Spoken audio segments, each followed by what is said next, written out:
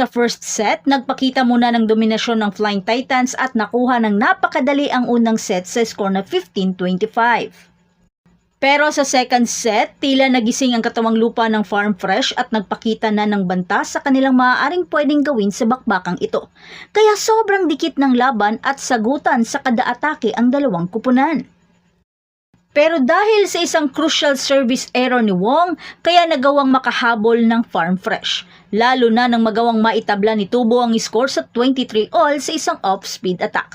Kaya si Rondina double time rin sa pagbawi sa puntos. Kaya sa puntong ito, labanan na ni Tubo at Rondina. Ang dalawa ay todo sa pagbigay ng mga mahahalagang atake. Kaso nga lang, nagawang maipuntos ni Santiago sa isang down-the-line hit dahilan upang makalamang sila sa score na 25-24. Kaya napuwersang mag-time out ni Coach Dante pero talagang solido ang net defense ng Farm Fresh at nagawa nilang